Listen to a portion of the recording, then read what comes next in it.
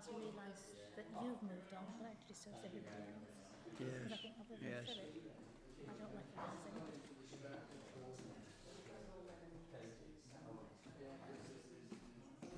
Hi, this is Vicky. Vicky's Yes. arrived. Long.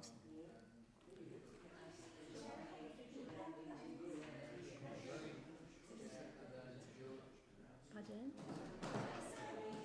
Zoe, that's Zoe.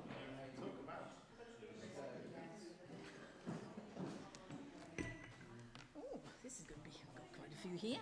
I think I've got quite a few here. I think the guest speaker has sort of... I'm not sure about that. But Gracious. Did you hear that? yes, I we heard did. squeaking. That must have been very loud.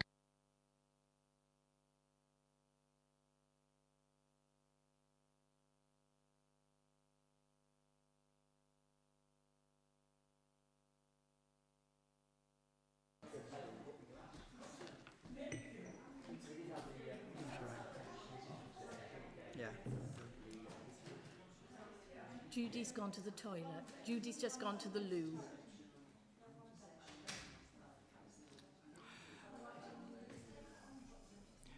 Good afternoon, everyone. It is past 2. Hello. So we will attempt to begin the meeting. I hope everyone can hear me. I'm relatively familiar with this room, and it's acoustically quite difficult. And I find this device here, which nearly broke my eardrums a moment ago, is actually an enormous help in hearing you and in even hearing myself. And there are more of these over in the tray over there if anybody wants one. We do need to use this device. And if you want to speak, you press the bottom button, and I will then switch this on.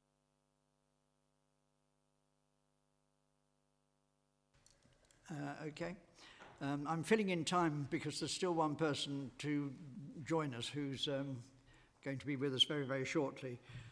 Do we have any apologies, please?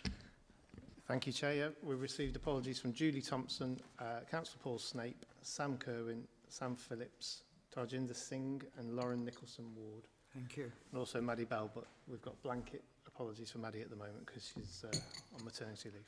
All right. Thank you very much. Yes, that's right. She comes with Sam Phillips. Yeah. It seems unfortunate that Wednesdays is a permanent kind of no-no for them, or for Sam at any rate. Do people, well, we're partly meeting at this time because this fits in with the general civic diary. So if we do find that this time isn't all that convenient, it would be useful to know and to negotiate if we can do something further. So please let me know if that you'd like to know about that. Do we have any other business that needs to be declared? Normally, in county council meetings, no further business is allowed, but we're a little bit more relaxed at this meeting. If people really want to raise something, and that's what we're here for, not to be particularly formal or bound up with regulations. The minutes of the previous meeting have been circulated. I'll just take you through them page by page in case there are any corrections. Page 1, page 2, page 3 and 4 and 5 and even 6 and 7, and I don't think we need to worry about 8. If there are no corrections to be asked for, could I have your agreement that these be accepted as a true record? Agreed. Thank you very much. In case people do wish to refer to anything, is there anything in the minutes that people would like to refer back to before we move on to our main item?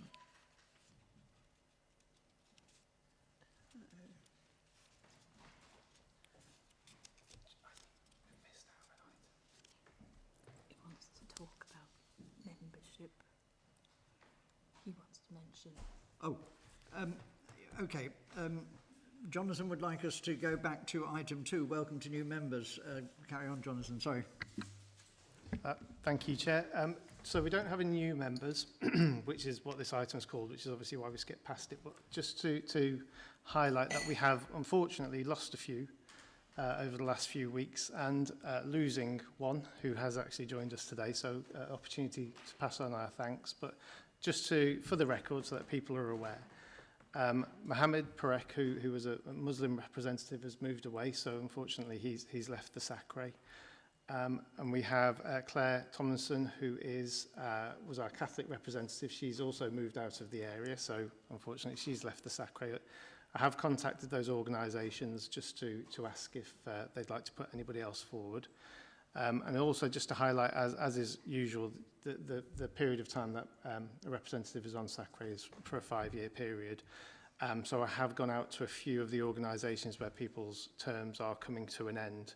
And I just wanted to make that known. So we've gone out to the Jewish faith to ask if there's anybody available.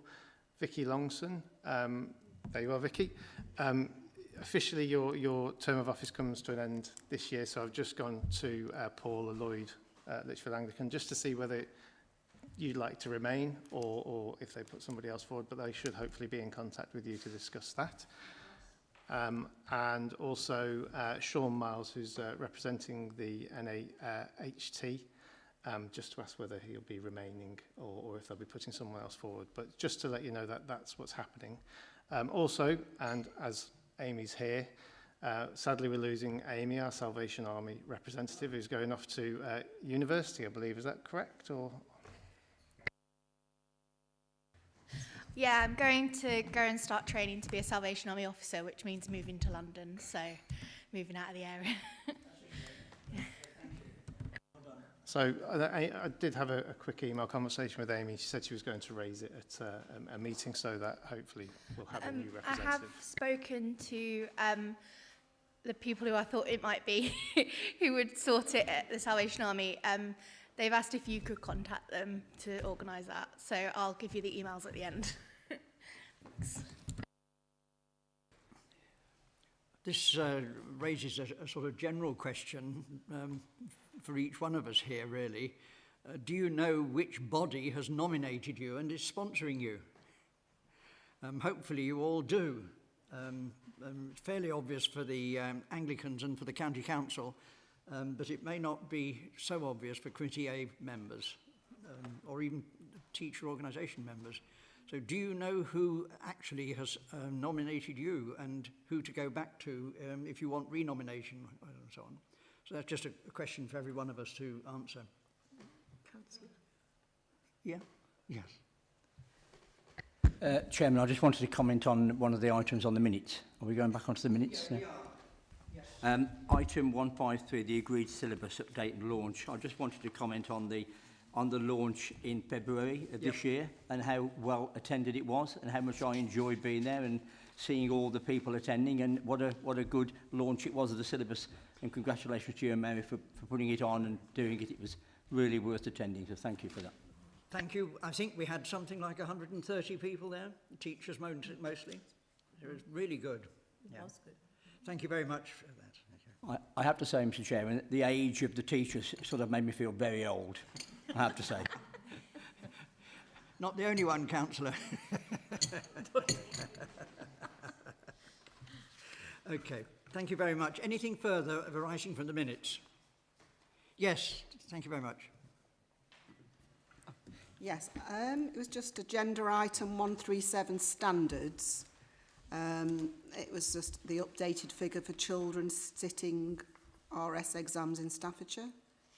It would confirm that the figure was still being chased. Yes, I'm talking to Tim Moss about that, Okay. because we did put in the annual report that we were chasing, and he said we're still on unvalidated data, and he will let me know when the validated data is in. But you. I will chase again, so thank you for that. Okay. Because we'll be soon in the next year's data. Yes. But then we'll have two datas to look at and compare and benchmark. Okay, thank you. except, of course, that in some ways every year is an anomalous year at the moment. And how soon it's going to steady down and become truly comparable, we wait to find out, really. Anything further on the minutes? Otherwise, thank you very much. I'm very pleased to welcome Hifsoon Harun Iqbal to us this afternoon, OBE, and somebody who's worked with Sacre in the past and is well known to many of us here. And I'm very pleased to invite her to speak to us all and lead us in thinking about diversity and, let's see what it says, difference, diversity and inclusion. Yes. Okay, that's lovely. Thank you. Welcome. Hi, good afternoon, everyone. I've been awake since 5 o'clock this morning because it is Eid. So it's kind of round about my bedtime now. And in that vein, I left all my notes at home. I'd made a load of notes about things that I wanted to talk to you about and left them at home. So I'm going to have to sort of wing this a little bit. I met Mary, it was in February. To just have a conversation about some of the things that I've been doing, some of the things that I've been involved in over the years. As Michael said, I was vice chair of Sacre for a number of years, I think up until about 2016 when I left. And I worked for sort of a period of 10 years as a civil servant. I worked for the Department for Education and I was a prevent practitioner. And over the years, one of the things that became quite apparent was that we were expecting teachers to make judgments about certain religious aspects of their Muslim students, but they had very, very little knowledge themselves about what Islam was about. And they couldn't really distinguish between what was conservative Islam and what was extremism. So one of the things that I did over the years was develop a workshop called Contextualizing Islam. And I ran this for teachers over a number of years. And in fact, having left the civil service, I'm still running that now. I'm still getting requests from colleges to go in and run this. So one of the things that I did earlier on this year was actually set up my own consultancy and training program for the very reason that I could see that there was a gap that needed to be filled around not just students' knowledge, but actually staff knowledge as well. I've recently joined the RE Hub, which I am now on, and I'm starting to get requests from schools as well.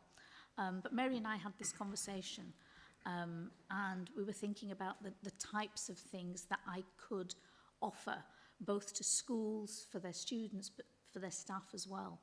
And it got me thinking about some of the stuff that I did when we were on Sacre, when Heather Farr was in post and Emma Senior. And some of you may remember, this was many years ago, we used to run something called Explore Islam exhibitions that we set up at Staffordshire University. And they came about shortly after 9/11 happened and the 7th of July bombings. And schools were finding that parents were pulling their students out whenever there was a visit to a mosque or any other religious place was fine. But the minute they said they were taking them to a mosque, they wouldn't take them. So I spoke to the university and we came to an agreement whereby we set up an exhibition that ran for a week, and we would invite schools to bring their students into the university where they could then learn about the faith. We had primary school children coming, we had high school children coming, and we would gear the session to them. I think when I left the university in 2012, we'd had somewhere in the region of 15,000 young people who had gone through this exhibition. Sadly, when I left the university, all of this stopped as well. But we also used to run, I don't know if you remember, Michael, we called it Thinking Aloud, which was a series of conferences that we would hold. We had them once a year. We had 3 at the university. And the idea was that sixth form students who were doing some sort of RE, religion and ethics, could come and meet people of different faiths and look at issues. So, for example, the first one that we had was called Where Was God? So the idea is, the question was, where was God when big disasters happened? Where was God when terrorist attacks happened? Where was God when the tsunami happened? And the young people were there for the whole day, and they would have the opportunity to speak to people of different faiths and get their perspective on some of these different questions. We looked at this notion of war at one of the conferences that we held, and I've just become acutely aware that there doesn't seem to be that type of thing on offer in Staffordshire. I've got a background in equality, diversity and inclusion. I currently chair a Jewish and Muslim women's organisation called Nisa Nashim, and there's a lot of work that we are trying to do within our communities to open up that dialogue between Muslims and with Jews through the women. Because again, we're finding that things that are happening in the Middle East are having such a massive impact on our communities in this country. And a lot of it is to do with the fact that, it's ignorance, for want of a better word. And I just think that there is so much more that we can be doing in schools, that we can be doing within colleges. And sadly, I'll say it again, not just with the young people, but actually with their teachers as well, and the staff within the schools. So really, that's where I'm coming from. I'm more than happy to talk or answer any questions. But I really do feel quite strongly that we need to be doing a lot more on this whole EDI agenda within schools. One example that's come up that I'm sure a lot of you are familiar with is the issues around Andrew Tate and all of that online space and the sort of the misogyny, and the hate that this man is creating. The worst thing for me as a Muslim is that he claims he has become a Muslim, all is fine, but he is now using that as a platform in which it's scary for me as a Muslim woman, the things that he is saying about women, that young people are thinking, well, he's a Muslim, so this must be right. But actually I'm being told from colleges that young people are coming in and their parents are supporting this guy, their mothers are supporting this guy. There is a whole agenda that we need to be looking at with young people, not just within schools, but we actually need to be looking at what's happening in that online space as well. And a lot of the work that I did as part of the Department for Education was around how hate is spread online.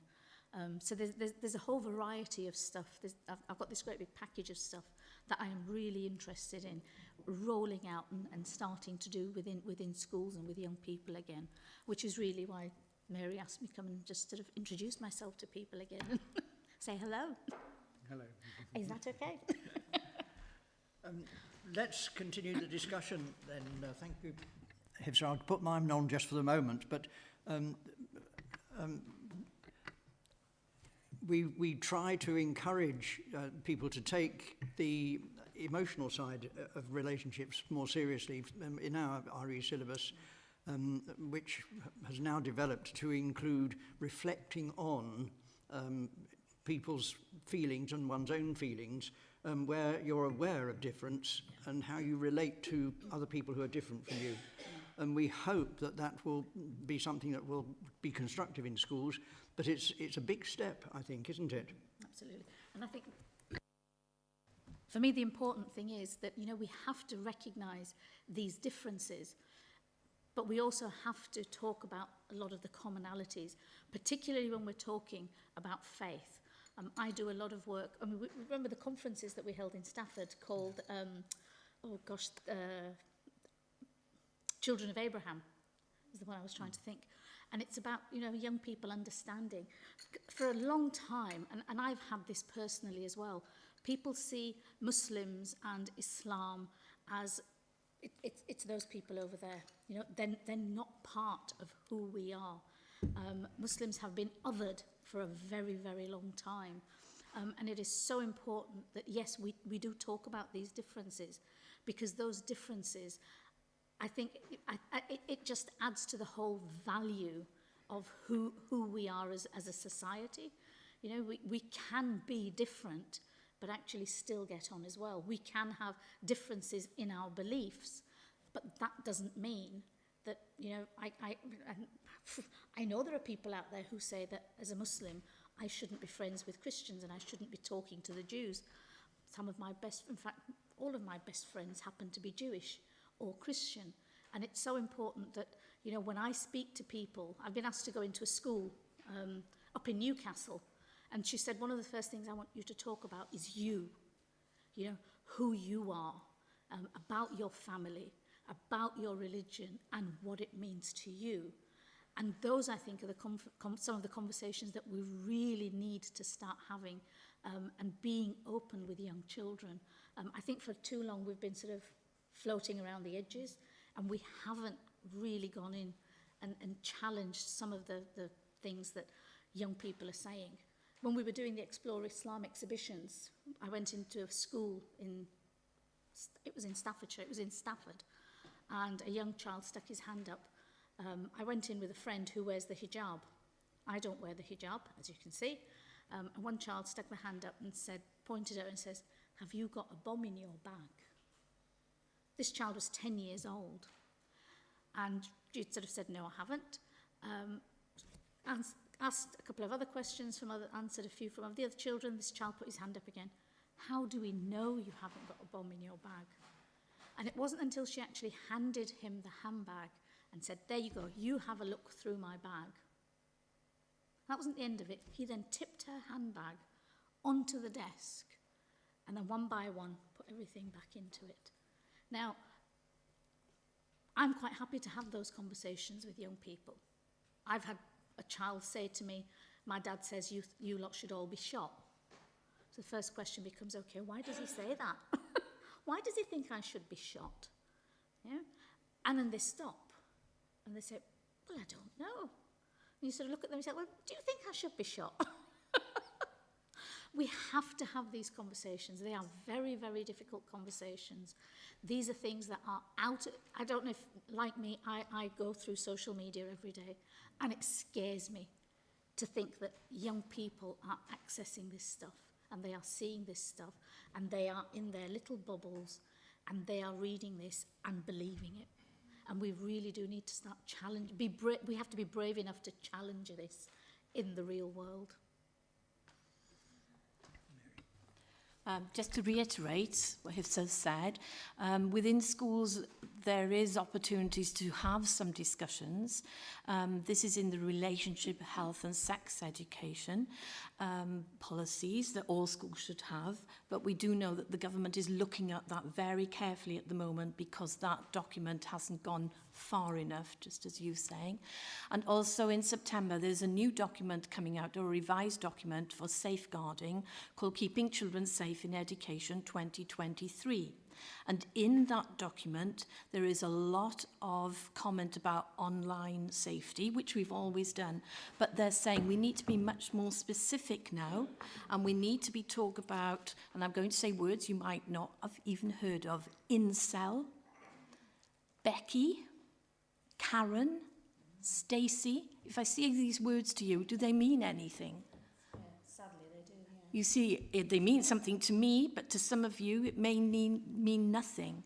So what they're ensuring now that within schools, there's going to be, from September, much more of an emphasis on filtering and monitoring pupils, students who are using these words in derogatory fashion, and that those students are using those words against our Muslim community, against our Jewish communities, our Sikh communities, and that will be part and parcel of the reporting and the Ofsted issues that are going to be surrounding those aspects. So I think Hifsa's information today is very pertinent because I've only just come off the training on incel, really? Becky, Stacey and Karen. And if some of you are saying, what is she talking about? I can say a little bit more, or afterwards you could just go on to online and just put any of those words in and you will find out the hate behind those words.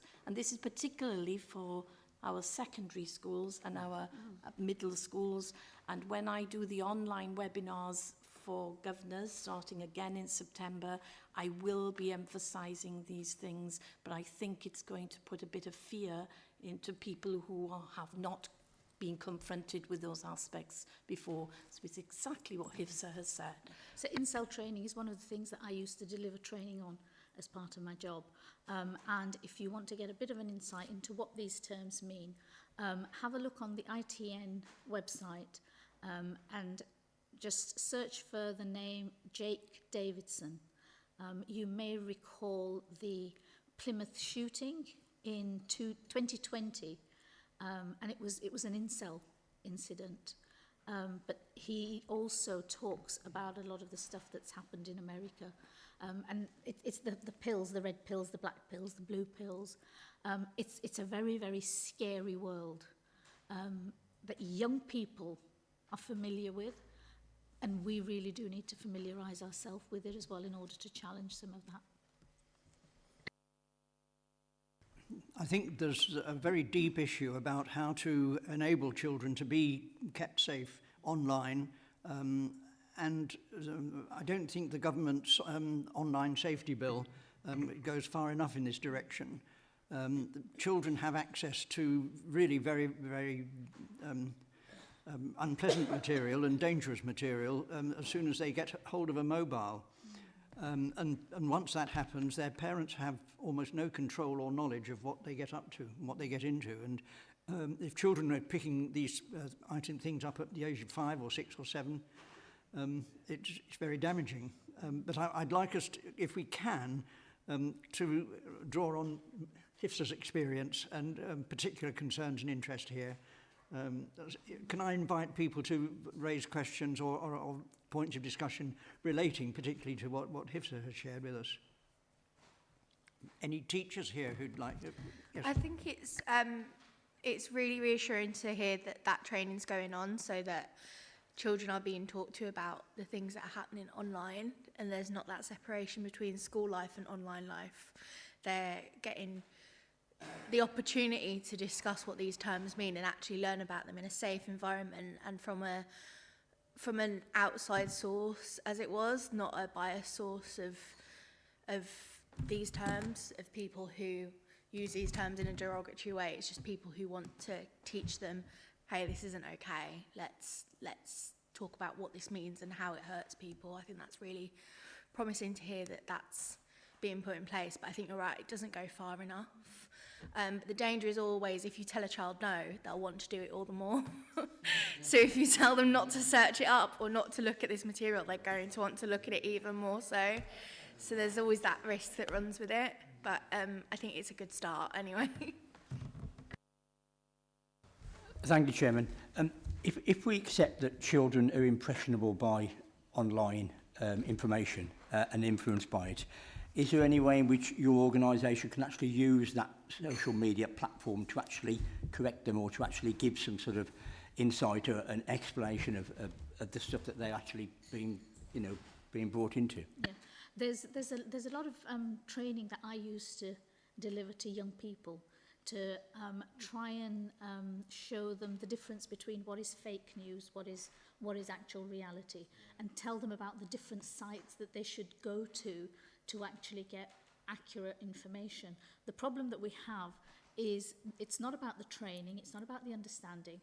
Our problem is actually the websites and the social media sites. The government did come to some sort of an agreement at one point with things like Facebook and Instagram and Twitter, that as soon as something that was deemed extremist in nature was reported, they became very, very quick at taking it down. Unfortunately, since Twitter changed hands, things have taken 10 steps back. And there's a lot of, and so that we have no control over. And the other problem that you have is that a lot of the sites where we have concerns, they're not hosted in this country. They're hosted in other parts of the world that we've got no control over. That gives us some idea of the scope and the nature of the problem here, doesn't it? Any other questions, contributions? Otherwise, I shall say something like that. Just one, Chairman. Carry on. I think it's part of modern society. And what we can do is something that requires a bit of thought.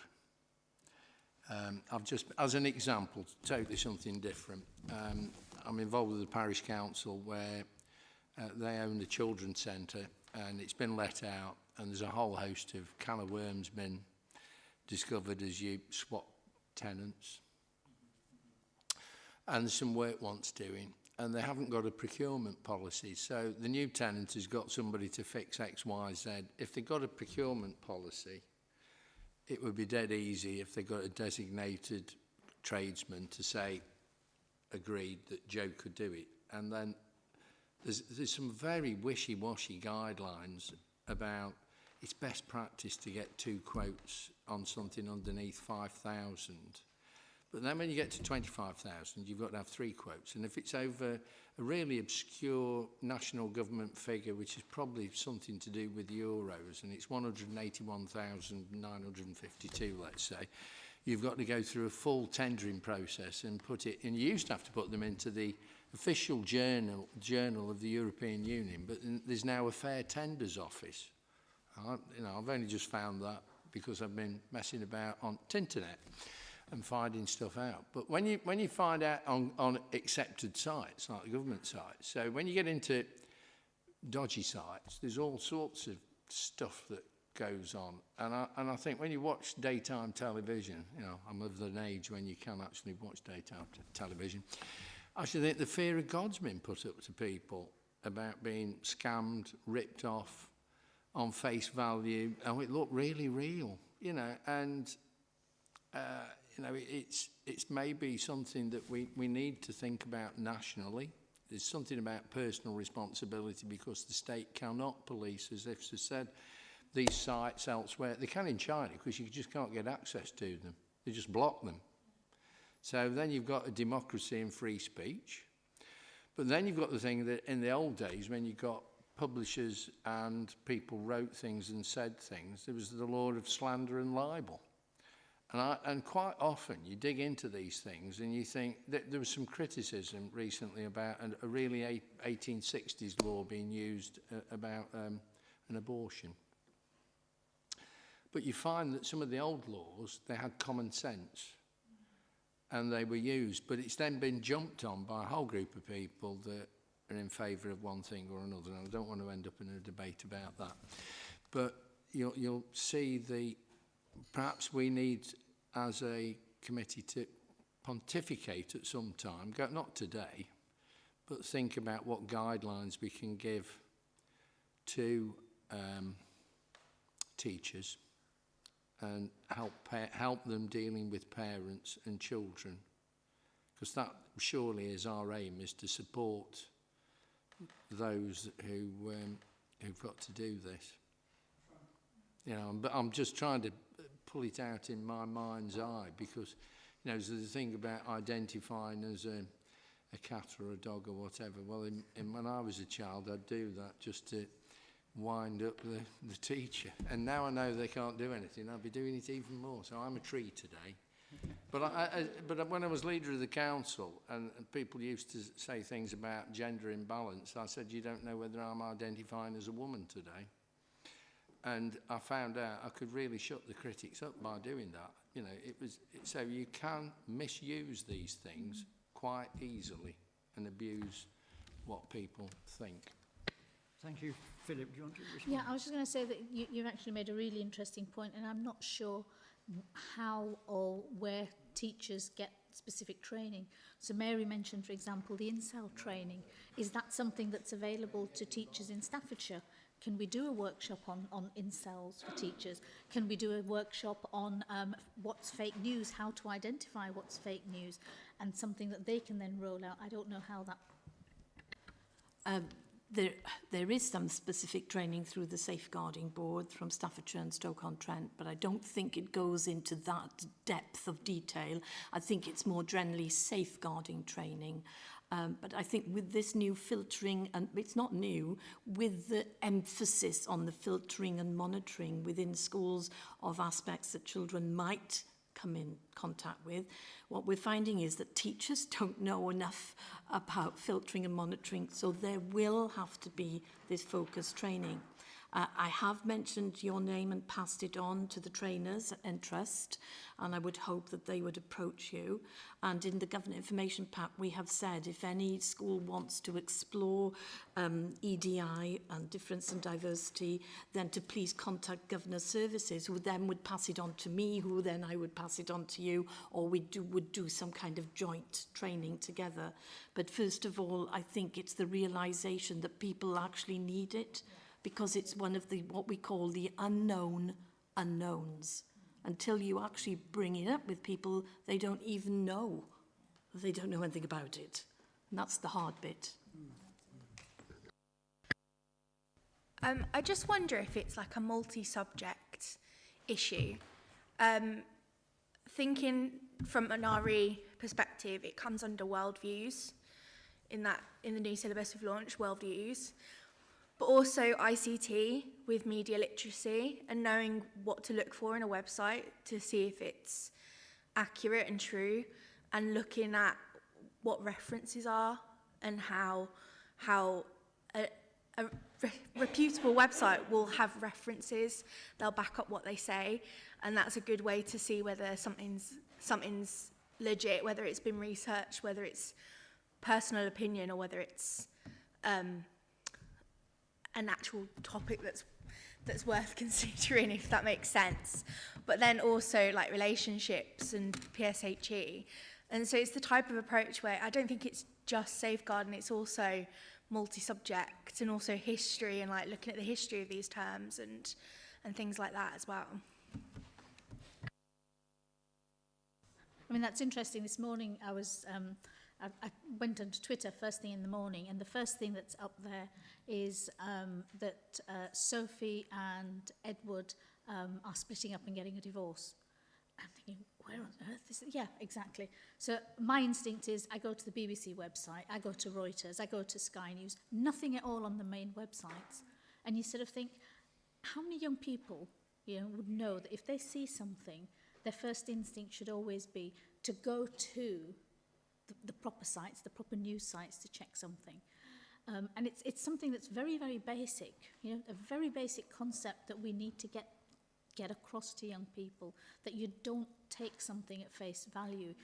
But if they don't know how to do it, their instinct is to just retweet it or quote it and say something more, and you've got that snowball effect with all sorts of things. This was something, just some nonsense that somebody had put out. But you're right, there are so many different ways that we can tackle this. But we need to do it in smaller chunks, because otherwise it can get quite overwhelming, really. Carrie, yes, please. Yeah, I was just going to address some of... I'm sorry, there was a lady further down. Yes. Oh, I'm sorry. Okay. Yeah, I was just thinking of what you were saying. Actually, most of it isn't on the internet. Most of it isn't about teaching children how to look at text and say whether it's... Most of it comes through Snapchat and Twitter. And they believe it completely at face value. Wouldn't even question it. Yeah. And it doesn't matter whether they question it. It's for them, it's just... That's the thing. So I think it's a very, very big thing to try to tackle. And it's just everywhere and inherent in children's behaviour. And the bullying and everything else that goes on through those platforms, the self-harm, it's huge. I don't think it is just about internet. I think it is really about how we educate our children to use that. And I was in education for a long time, and I failed every year, even with getting police in to talk about the bullying and things. We failed every year to get through the bulk of those children, understanding that this is not a good thing to be doing. Yeah, it's quite sad. See, the sites that we're talking about sort of Snapchat and Twitter and Instagram and Facebook. These are the sites that people know about, but there's a whole world that we're not familiar with. I am, because sadly that's where what my work involves. Sites like Gabe and Vote, and sort of there's a Russian Facebook, there's a Russian Twitter, where all of this information, is being put. It's fake information, it's fake news, but people are accessing that. And a lot of adults will never have heard of some of these sites if I mention them. And you're right, it's a very, very, it's it's a horrific world when you start looking at it, to be quite honest.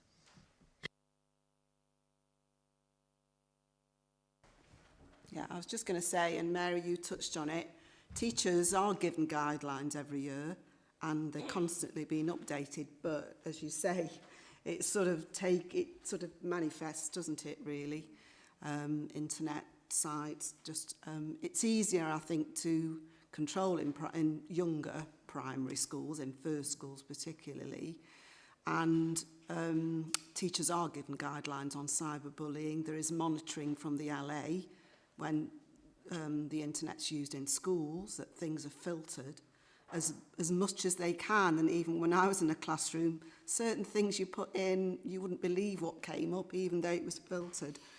So it is difficult, but I think teachers do the best they can with the guidelines they're given, you know, and constantly updating as much as they can. But, you know, you can't keep on top of it, I agree. Thank you. I just want to make a comment, actually, because it is a real big issue. And the problem is, the young people today's parents were into that kind of world before they became parents. So it's it's not a new generation thing. It's probably a second generation thing. So it's going to be very difficult to actually tackle, for the want of a better word, yeah. Yes, I just want to point out very briefly that we have got quite a number of refugees in the centre of Stafford now, and luckily lots of people who try to help and do things, but they've encountered hostility from young people around, so that I know one person says, I'm not taking groups of them out anymore. I wonder whether we can be very practical in schools and actually try and educate young people in, maybe give life stories, whatever, to try and counter this behaviour towards these people. They're very, very vulnerable. I've met a few of them, and I know what they're like and what it does to them. So, just I'm interested to pick up what you've just said, Gabby, that it was young people who were expressing the hostility. They're expressing it. Older people probably think like it as well. It's not just young people, but in this instance, it was groups of young people who expressed it. But they probably just express what they get from home and from these websites and whatever. And the news. I'm conscious that we've been exploring this and ranging really very widely, but I thought it was important that we should do so because religious education doesn't take place in a kind of silo. It's part of a whole picture and part of a whole process of education. And what it has revealed, in fact, is that RE has an enormously important role to play in helping young people and schools themselves address what is going on in the world outside and, as far as they can, prepare young people for that world. I'm conscious myself that culturally, socially, life doesn't stand still. So we're always, to some extent, in a process of adjusting to change. But I think in particular ways, some people are finding it even more difficult to adjust to change than others.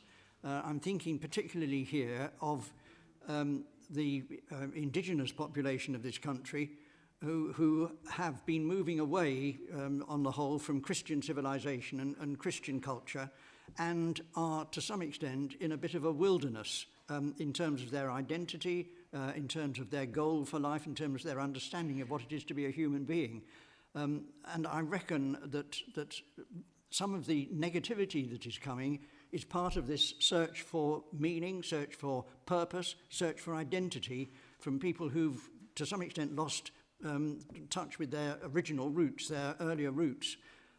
Whereas in some other communities, smaller communities, that sense of identity and purpose and belonging is much stronger. And when you're searching, if you like, for identity, for purpose, it's very much more that you're vulnerable and able to be seduced, if you like, by negativity, by hostility, by identifying other groups of people as them, which means that you can then be me. It's a very difficult dynamic, this, but as I say, I think we're in another part of this, of course, is that we're transitioning from a patriarchal pattern of society into a much more open and undefined type of society. And people who can identify with patriarchal relationships and norms and so on have difficulty in adjusting to that. And this is partly what lies behind the incel thing, I think. But it is part of our social transition, and it's difficult. And RE, here's another bit of thing for me.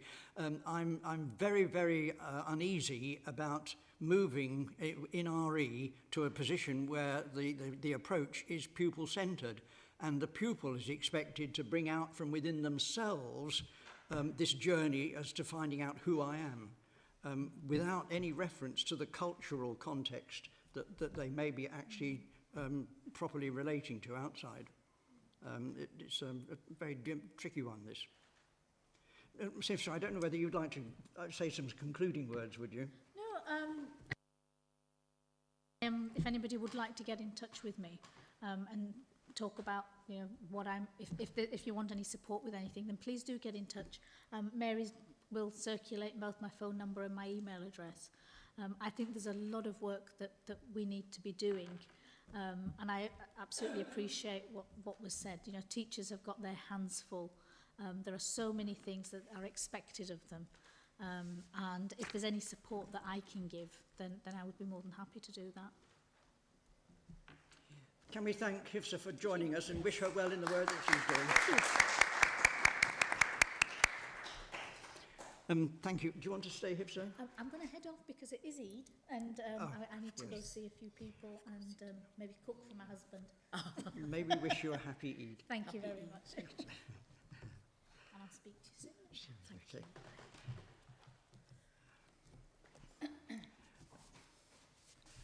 I'll have to confess I had not fully realised it was Eid, Yes. so that's my omission. No problem at all.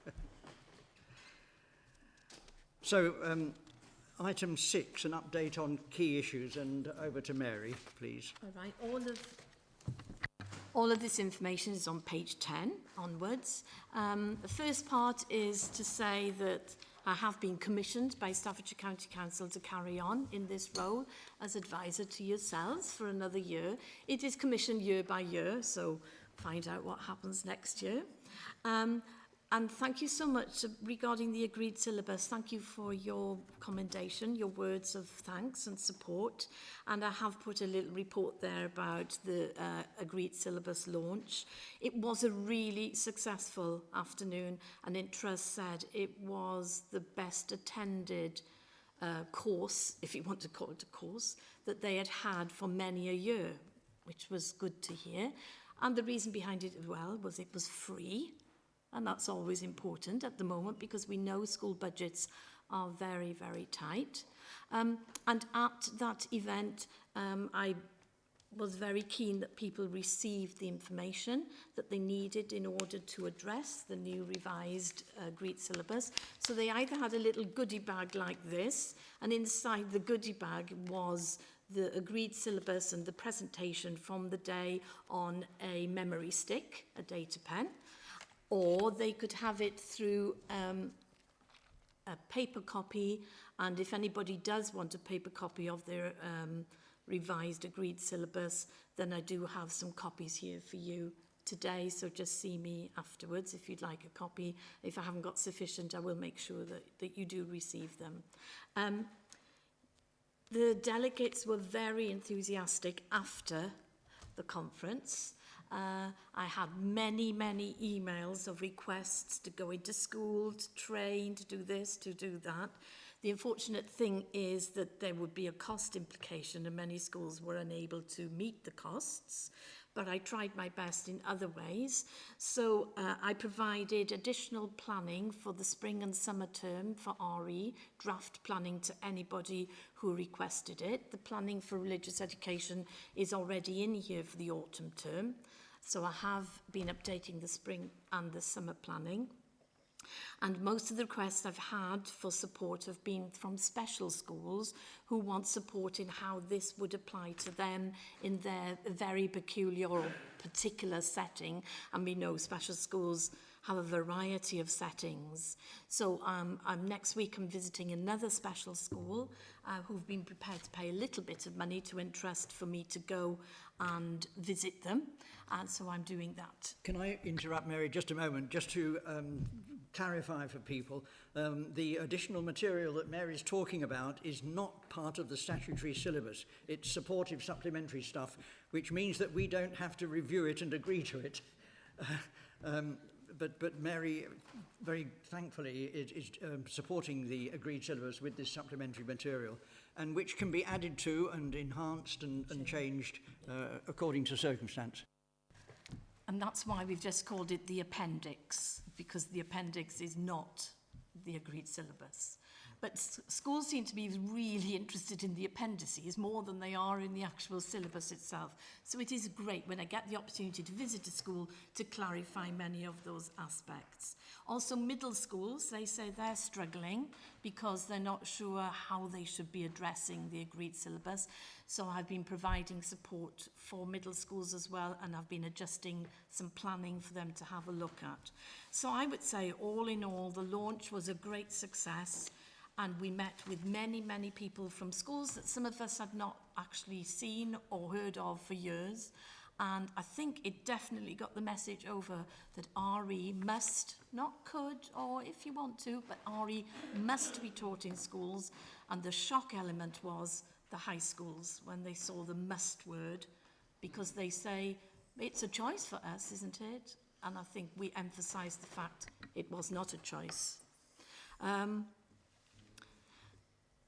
Continuous professional development. I have been striving to have official courses run at Intrust to help and support people officially, if you like, with the agreed syllabus and any other aspects to do with religious education.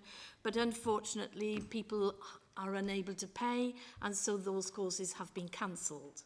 Where I've been able to run free online courses, I find those are well attended, and I do that through the National Association for Teachers for Religious Education. I piggyback onto NATRE, and we run free network meetings for schools then. So this one that we ran just a couple of weeks ago was all about the agreed syllabus, and that seemed to be well received as well.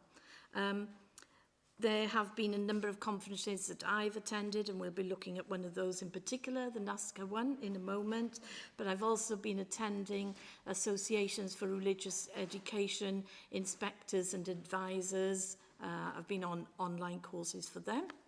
And over the page 12, I have here a report on this West Hill Legacy project, which is a little bit similar to what Hifsa was talking about, where we go into schools and we talk about what it means to be a Muslim, what it means to be a Christian, and we do these through this workshop, Explore, Engage, Reflect. So on the pages there, page 12 onwards, you can see that I've put the dates and where we've been able to offer those workshops, and I've given you the feedback from staff and from pupils regarding that. So it's a little bit of quality assurance. I attend usually one or two of the workshops so that I can speak to governors, head teachers, staff and pupils to get their take on the workshops. And what, as I said before, is that what I'm finding is that a lot of children know more about Islam than they do about Christianity, because everybody presumes we all understand Christianity because we're in a Christian country, but obviously the children are not having that information given to them. But when they're talking about Islam or Sikhism, Sikhi, or the Abrahamic religions or the Adamic religions, the children seem to know more, and that has been worrying. So the emphasis when I do the training is get your Christianity program in place and then move on from there to your other chosen religion, but always start with the Christianity base. On page 14, there is a paragraph at the top about the continuation of the project. Well, we know that we have money in our budget, if we so say, at the end of this meeting, that we want to put money into that project again this year. But I've also been trying to see if I can get an additional grant, and the information is there from Culham St Gabriel.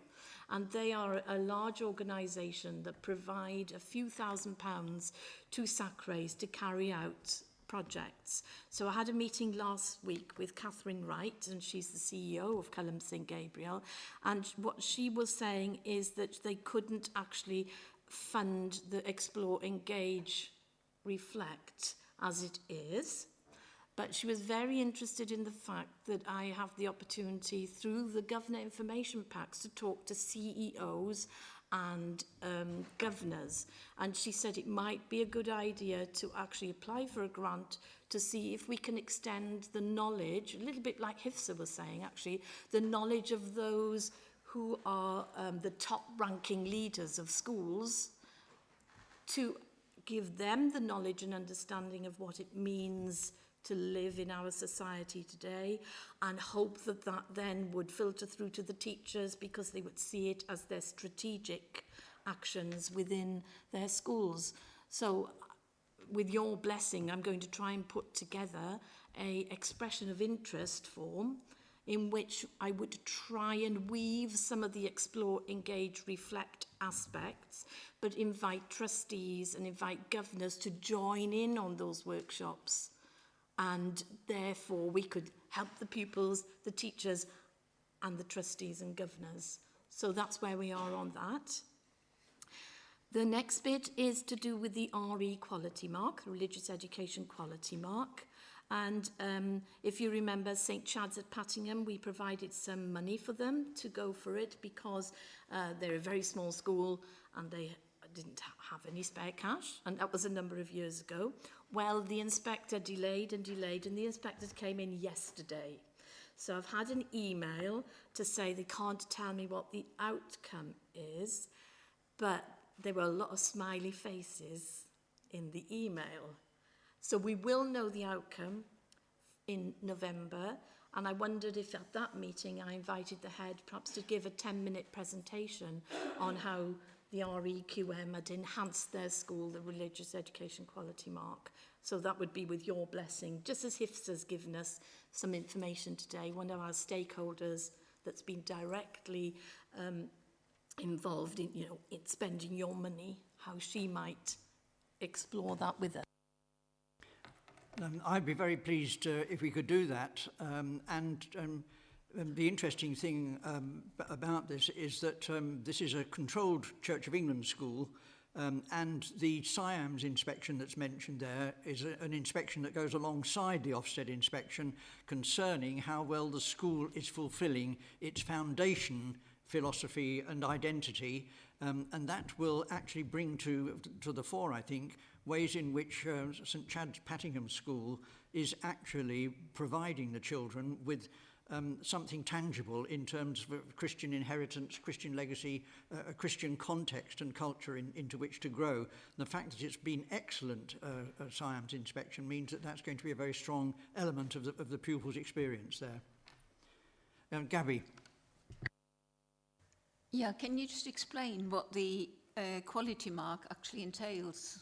What do they have to do? And well, I'm not going to actually answer that question because we have in the room a head teacher who is in the process, Sean, yes, of applying for the REQM, but I can actually add more information if you wanted me to. You can. I mean, we've got assessment in 3 weeks' time.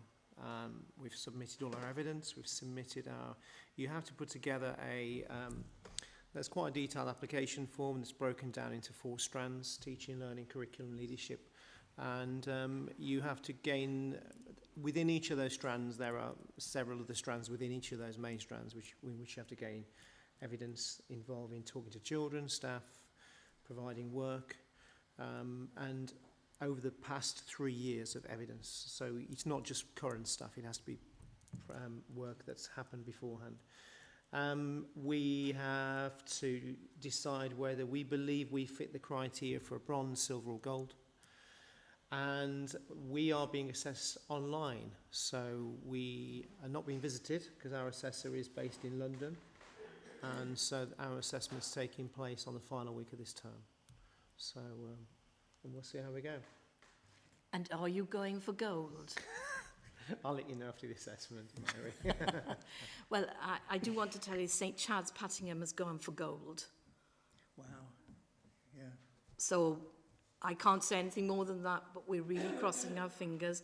I was very fortunate to be the very first school in Staffordshire to have gained that in the school I was in many years ago, and I could only achieve silver. So if we do get gold, we know it's been money well spent. Yeah. We have actually been through the live assessment quite a few years ago now and achieved gold, but we had a face-to-face visit, and that visit was just by an advisor who came and spent the whole day, similar to what Sean said, looking through books, talking to children, looking at planning assessment, talking to me, but very similar to an Ofsted deep dive, really, checking every layer of the school. So it's much more pleasant than an Ofsted inspection, but it's as intense in terms of the delving that they do. But yeah, it's good. Which school was that, please? St Michael's, Penkridge.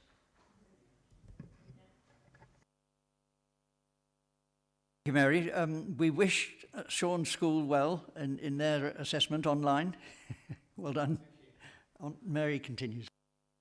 And there's just one other part, and that's on page 14. And this is a direct result of the actually agreed syllabus launch.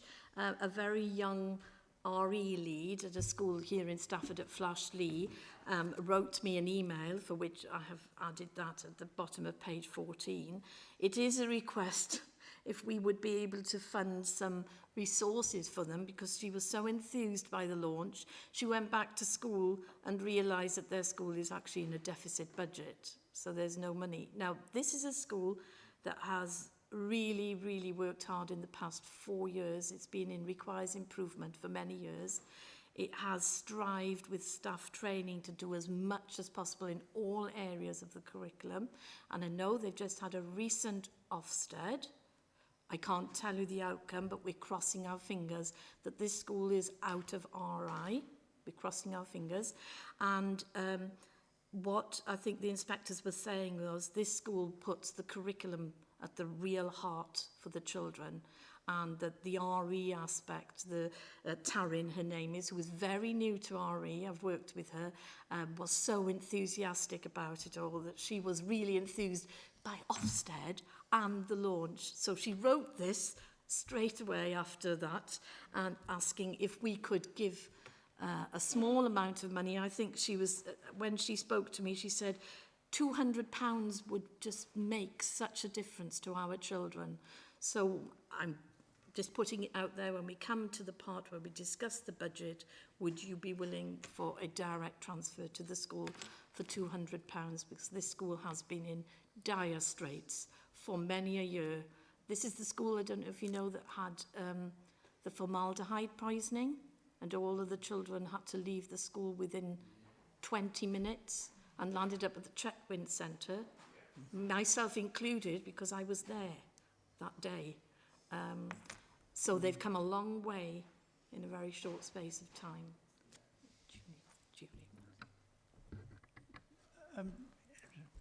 Judy. Thank you.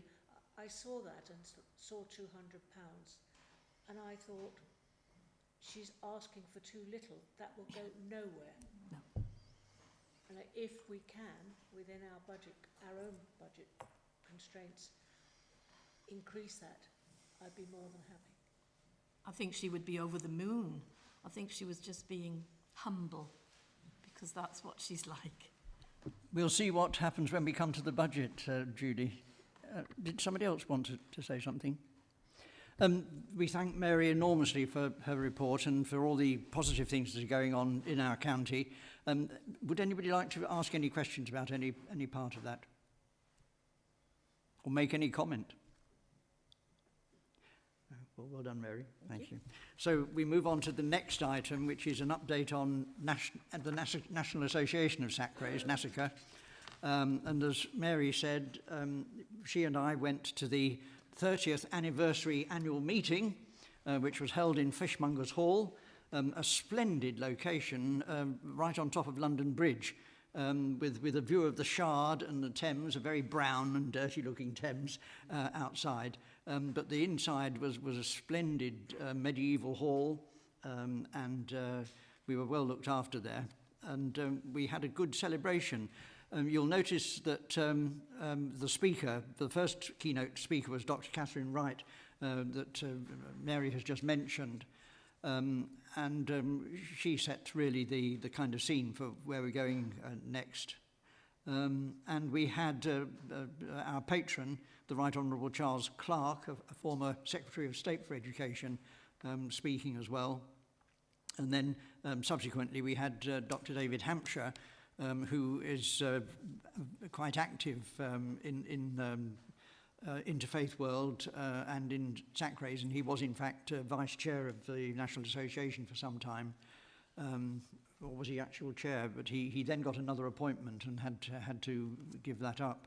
And he was giving a review of the annual reports that each Sacray prepares and submits officially, including our own Staffordshire one.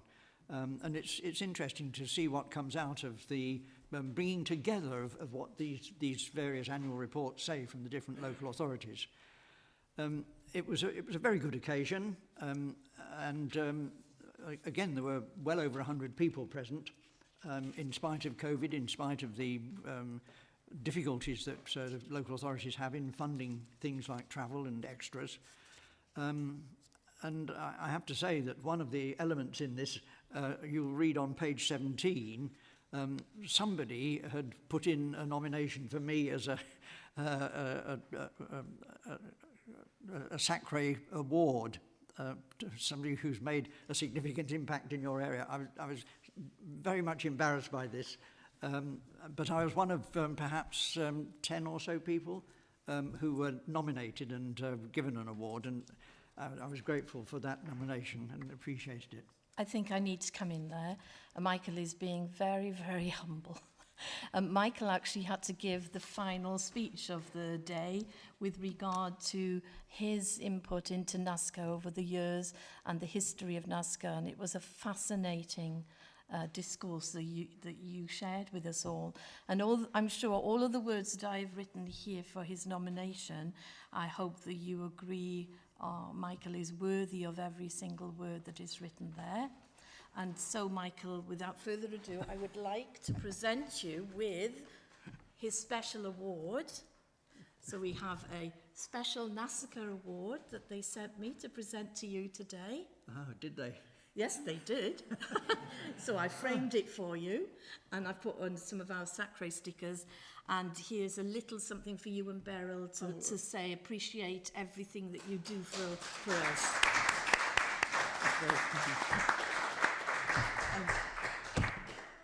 That's totally unexpected, so thank you very, very much. And I wouldn't have been doing this if I hadn't gained some pleasure and enjoyment and fulfilment out of being involved in this way. So, Michael is so organised that sometimes it's really difficult to spring things on him that he doesn't know anything about. Oh, well, it does happen. But thank you very much. If I can just say one or two very other brief things about NASCA. NASCA is working very, very closely with Claire Clinton and the development of regional hubs for RE, which is going to be talked about in a short while. And so I won't say any more about that, but I just want to say that NASCA is firmly involved in this collaboration, and in fact Claire Clinton is one of the key members of the NASCA executive. So coordination and liaison is sort of almost automatic on this one. They're by no means a rival to local authority Sacrays.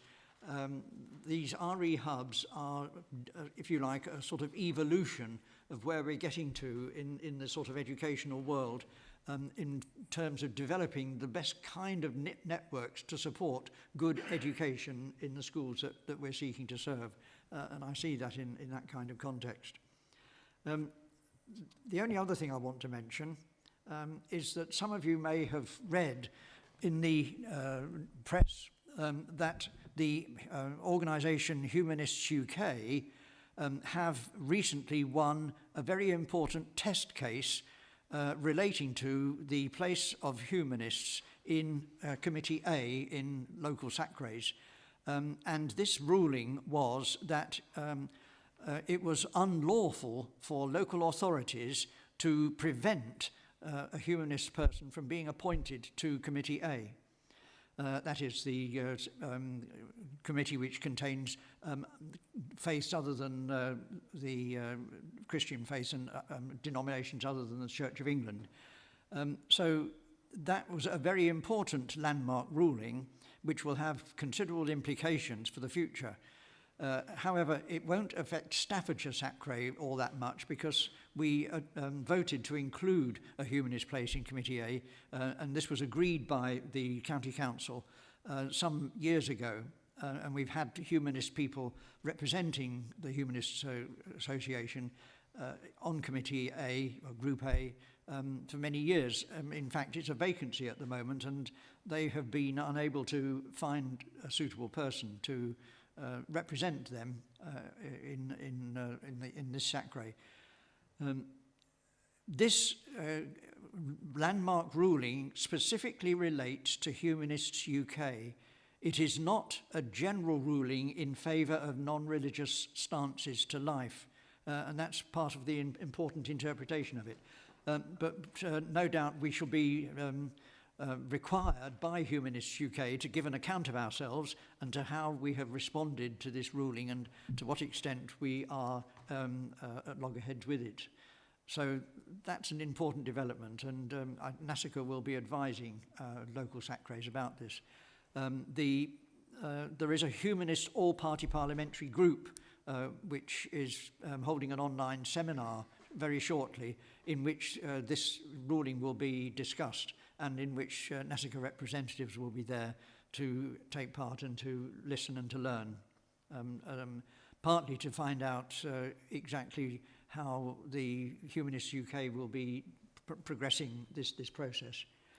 But as I say, Staffordshire will not need to reconsider its situation in the near future. Any questions on that? Any questions about NASICA? For those who are interested in these things, there are different cultures around the pronunciation of how you pronounce N-A-S-A-C-R-E. Some people call it Nasacre, and other people call it something else, and I've always called it NASICA, but we're into a diverse universe, a multiple universe here, and I don't think it's going to establish any standard kind of... I think people don't like it kind of rhyming with massacre. That's one of the things. That's it. But there we are. No questions, so we move on to RE Hubs, item 8, and Mary will tell us a little bit more about this. I think, Simon, you sent out an email to everybody explaining to people that within Great Britain, within the UK, there is now the facility for people to go on to a special website and access information about their own local area, about people who are willing to perhaps visit your school, or you can visit their facilities and find out more about what it means to be a Sikh, what it means to be Muslim, what it means to be a Christian. And within this something called the RE Hub, there are certain tabs across the top that you click into, and you can find resources, you can find people, you can find venues, and all of the information is there for you to access them. Now, HIFSA has been in touch with Chris Giles. If you remember, some of you might remember a few years ago, Chris Giles actually visited us, Sacre, to tell us that he was starting on this journey within the West Midlands. So this now is the end of that journey, if you like, because the RE Hub is set up. And it's for us, if we wish, we can put information on there, or we can just send it to Chris Giles. If we know of somewhere, of a mosque or a church that is suitable for people to visit, children to visit, then they are vetted by the RE Hub people. They check and the safeguarding issues are all sorted out. So it's that one-stop shop for teachers and professionals regarding religious education and worldviews. So high-quality resources, people available, and you just click into the link that we sent you, and I've put the link here as well for you.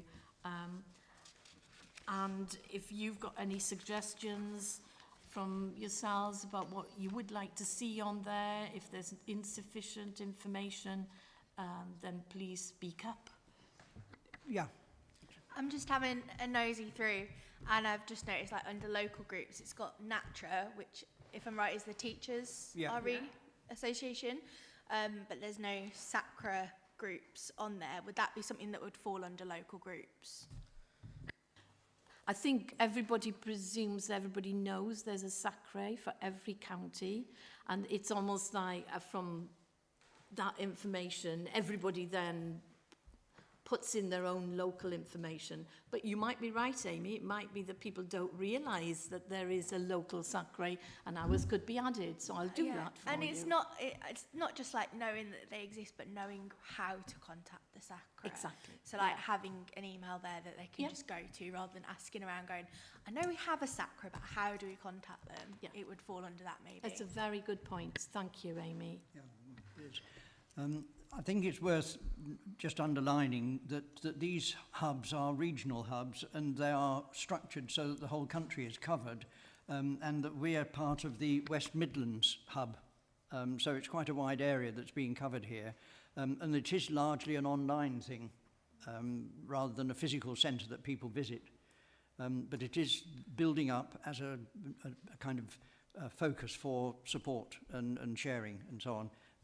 Judy first, I think. Thank you.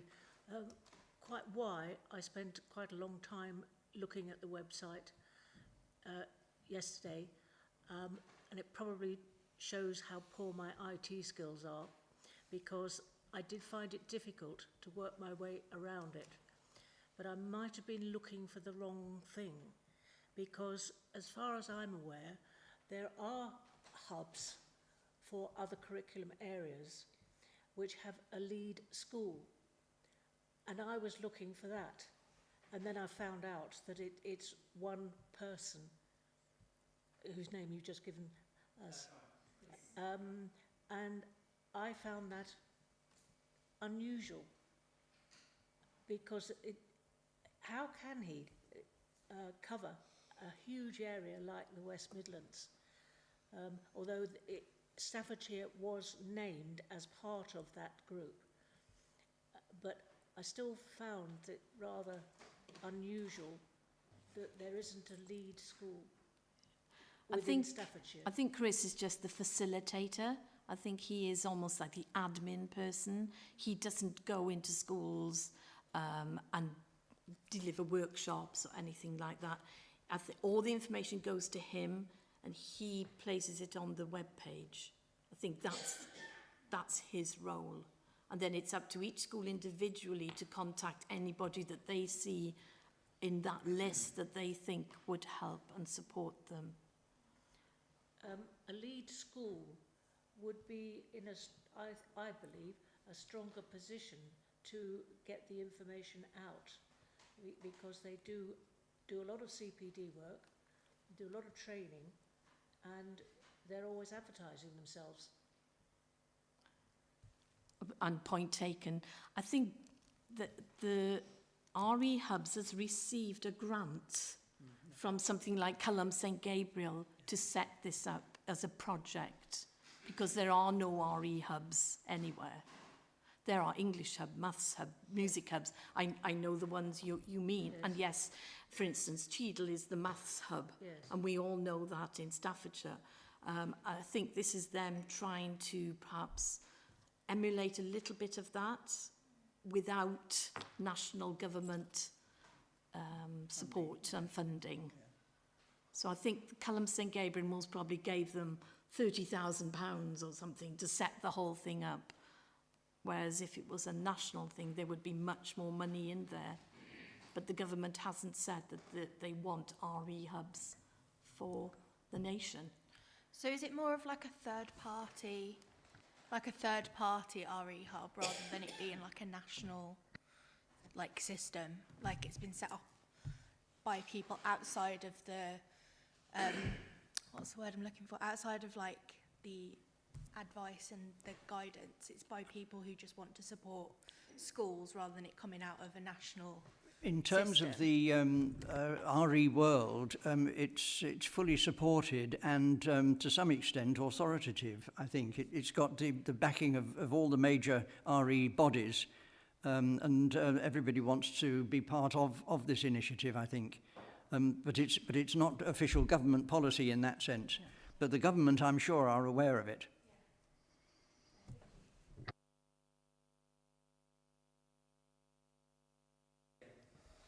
Yeah, I'm just thinking of the person who wanted money to buy artefacts, which I do agree with entirely. But I've briefly looked at this, but will there be a spot where people can say if they've got artefacts that people can go and collect? There used to be a loan scheme, didn't there, in Staffordshire years ago, that you could loan books, you could loan artefacts, you could find lots of stuff. I mean, I don't think that exists anymore, but will this, this hub include artefacts, that physical things that people can go and collect and use in their schools? Somebody could set that up, and then it would be an area that people could visit. I know the one you talked, the aspect you've just talked about. I used to run it at the Multicultural Centre, we used to call it, the Intercultural Centre. And I ran it, and all the artefacts would go out to schools, and I would take them there. I would do workshops on all the artefacts, on the drums, on the dancing, and everything associated with all of it.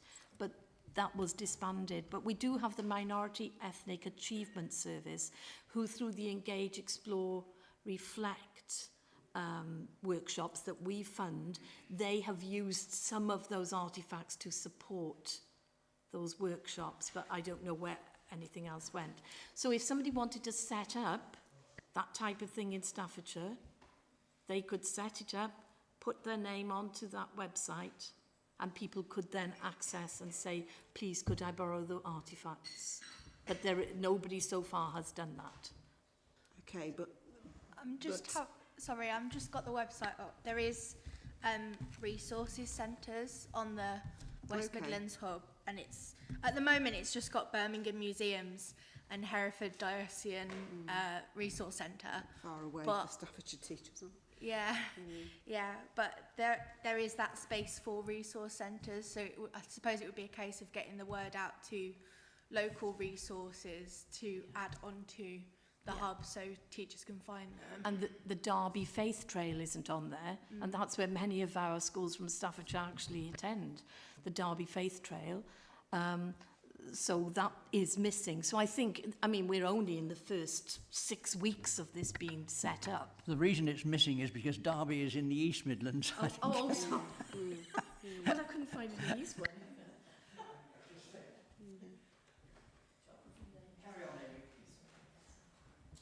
That was it really, just that there is a space for resource centres to be on there.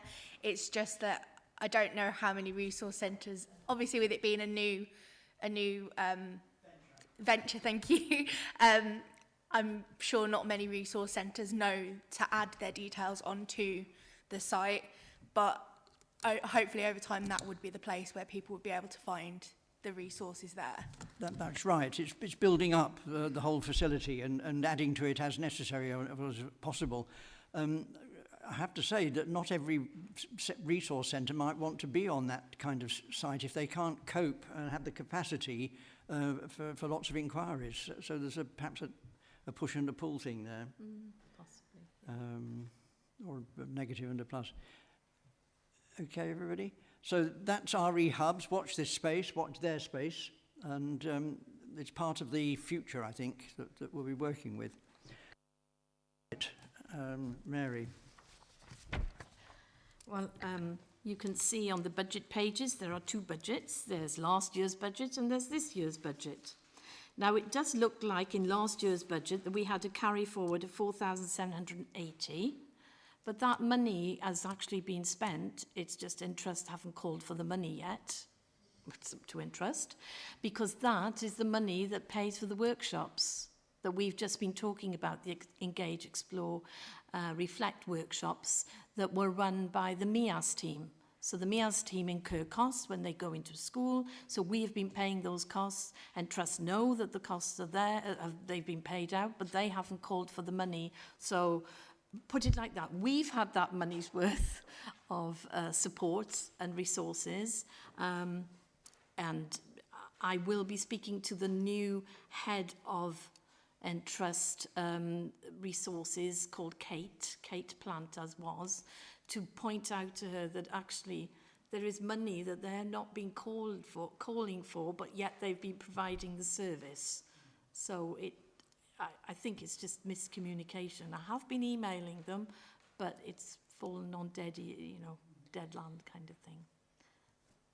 They have been through a significant reorganisation themselves, and they probably haven't caught up with themselves from that. And the number of staff has reduced significantly because they've sent staff back to SCC, and all sorts of things have been going on. I wasn't aware that Kate Plant was involved in that. Plant has just been appointed as one of the main team leaders at Entrust, taking over from Graham Tague. Graham Tague, yes. So Graham Tague's moved up and Kate's moved into his space. So she's been emailing me, and she is the one person who asked me to go into the special school next week to do RE. So we are having our conversations. We're just starting on our journey together of communication. Well, John Callister has also taken on quite a senior role. Yeah. And I know it's early days, but he will be excellent. Yes, he will, because I spoke to him with regard to the RE launch. It was him I had to speak to with regard to certain issues around that.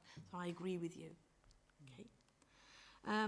So yes, there appears to be some money left, but can I just say we have actually spent that money, and YouthNet have been paid as well for their Christian input, because what happens there is I apply for the money for YouthNet and I pay them from my own company because they're not set up as a vendor in Staffordshire County Council. So that's how I pay for their skills. But you have to be reimbursed. Yes, I call for the money then, but if it doesn't appear on here, that's life. And then with regard to this budget for this year, because there's been this change between Entrust and Staffordshire County Council, if I now wish to do additional work for yourselves, I can apply directly to Staffordshire County Council. Remember before I used to have to go through Entrust, who would then apply to Staffordshire County Council. Well, now I can apply myself and they give me a purchase order number and I can do work on your behalf, which is a much simpler system and much easier for accounting purposes. So hopefully next year we won't have this anomaly so much. There I've put right at the bottom funds needed to make available to the MIAS team to run the workshops. They charge £500 per day. So I'm saying, so say we ask them to do 8 days, that would be about £4,000. And then possible money for Flash Lee, I put 200 there, but if you're saying you want that to be increased, then I need to follow what it is, your lead on that. And then I've put here support for planning for schools, 4 times 450, which would facilitate me going into schools and helping them with their planning. And it says 4 days, so that would be 8 to 10 schools actually would be supported, depending on, say they had an Ofsted and it mentioned RE was a particular issue. We had one of those schools in the Federation and I supported them and so on. So it's, that's the budget. The question is, can we afford the things that you put down here? Does this add up to less than the 6,170 you've got there? So I've just added it up. Yes, go on. So, with the 4,000 and the 1,800, that's 5,800. That leaves us with 370 left. That doesn't include the Flashly £200. So there is a bit of room if we wanted to up the Flashly finance thing. What I have in mind here is that it's quite invidious giving a grant to an individual school if this is going to be at the expense of something that would benefit a wider range of schools if the money was used in a different way. I think that's the consideration for the SACRE. But if SACRE wishes to support Flashly School in their request, then I'm very happy that we should go ahead with that. But I do want to say that if we do this, then that money will not be available for work with a wider range of schools. Judy.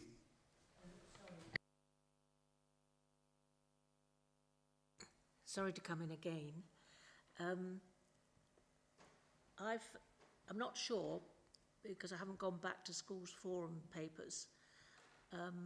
It says the current budget is 6590.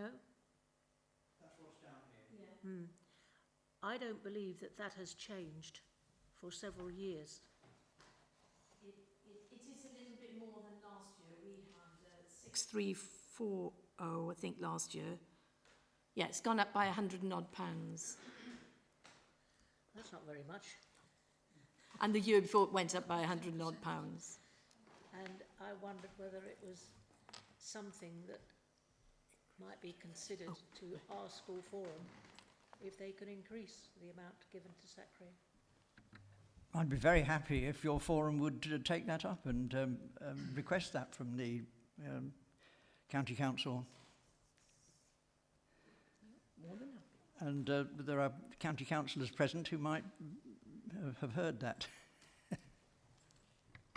So I suppose what we have to decide is how much do you wish to increase from £200? Do you want to give? Do you want to give it £400? Do you want to give £300 to Flashly? My own suggestion is that we've been asked for £200, and we have the means to give that £200, and I haven't heard anybody express any reservations about that. So my own suggestion is that we simply agree to their request and give them the £200 that they want.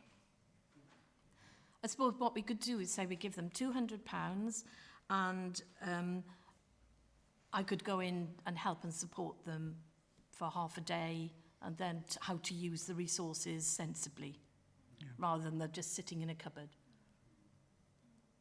Do you think that would be a good compromise? Then that would have a wider impact because it would cover hundreds of children within the school and the teachers as well. Do you think, what was her name, Tyner? Tamrin. Yes. Taryn. I mean, I'm delighted to hear that she was so enthusiastic, and that we really want to build on that. Yeah. I've got a fairly good idea that she might have some sense already of what she wants to buy. But if Mary can give close support as well, that would be really good. Okay. Yeah. Are we happy then? Are we agreed? £200? Okay, thank you very much. Now, development plan. Yes, we really should have a little bit of a sense of who we are, what we're here for, and review how well we're doing it, and what more needs to be done. So Mary has prepared this chart here. Well, the development plan that you have here is the one that we started a while ago, and it's coming to its end.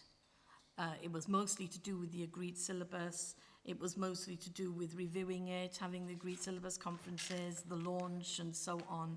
And the engagement with stakeholders was a massive part of it. And as you can see, when we started off, we were in red and amber areas, and now I've put green for everything, meaning we've improved considerably. But there is going to be one area that we will need to carry forward, and that's about new members becoming familiar with roles and responsibilities, because we're going to have a number of new members joining us in November. So I'm reckoning that will go down to red plus or amber minus, however you wish to look at it, because people won't understand their roles and responsibilities. In the grey area on the At the end, I've put some suggested areas for development from September onwards, which I would then, if you were in agreement, move into a new development plan with success criteria and what kind of evidence would we need to see in order for it to be successful. And one of the areas is more information from school leaders in person. So just as we've had HIFSA today, say we had somebody from St Chad's Pattingham next time, or perhaps we had Taryn the time after to say the impact of the help and support. I just think it's quite good to hear from stakeholders themselves the impact of some of the initiatives that we put forward, or we could ask the MIAS team to come and give a presentation in person about the impact of their work, because we do give considerable money to them. I think that's almost a better way than me sitting here just giving you the information. that sounds good to me. So that's one area I think we could improve on. Providing further example planning and resources for schools. Well, we've said yes to that, so I can help and support with that. Provide a vehicle to celebrate RE in schools. And that could be next summer we run some kind of online competition saying, you know, show us your best RE poem on what does God mean to you, or what, you know, just my belief, my faith, something along those lines. And then we could put together some rewards or certificates that could go to schools, and then we could have some of the those that are actually doing really well, they could come and present their work to us. I don't know whether you thought that was a good idea. Provide new members of SACRI with basic information, so I've put that one in. Update SACRIs on current developments, which we always do anyway. Monitor delivery of the agreed syllabus. It begins in September. We can't monitor it just in November. It would have to start the monitoring in February, wouldn't we? Because people have to be working on it. It's only become statutory now in September, so we have to give people a few months to try it out. It becomes statutory in September, but schools are already beginning to adopt it. Oh, yeah, yes, yeah. Then resume monitoring of collective worship, because we've not done a lot of monitoring of collective worship due to the pandemic. People had excuse, oh, we haven't quite got back to it yet, Mary, but I think we need to resume that monitoring, definitely. Monitoring of the GCSE and A-level results, not just unvalidated data, but the proper data that should be coming through. And succession planning, because who's to say who will be sitting here in 2 years' time? And that's important, and that's why bringing on somebody like HIFSA or having people from other schools to come and present, people who are very interested in RE, it gives you that opportunity to see what's out there in the wider community other than myself and Michael. So any comments? That looks quite a busy programme. Are we happy to proceed along those lines? Some of it is fairly central, and routine isn't the right word, but what you'd expect to see as a sort of core work that we do. But then there's also ways in which we can develop and enhance that as a SACRI. I think that there's general consent to that. Okay. Thank you very much. So we look forward to developing that as the months and the next year goes ahead. On to the next item, which won't take us very long. Applications for variation of practice. I simply want to record that I have received no application for a variation of practice. This relates to collective worship, that's all. We haven't had any items of other business declared. So without more ado, I'd simply note that the dates of next year's meetings have already been prepared, 15th of November, several months ahead now. And can we thank Amy for... I was going to say, yes. Sorry.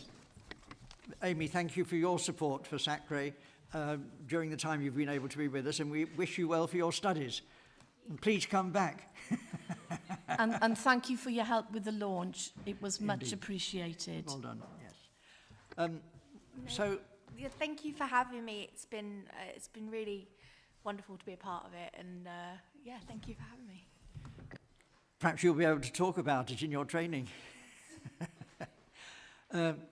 Without more ado, we are able to finish before 4 o'clock, so I declare the meeting closed and thank everybody for their participation and for the work they've done during this year, because we restart again next November when we meet. Thank you all very much.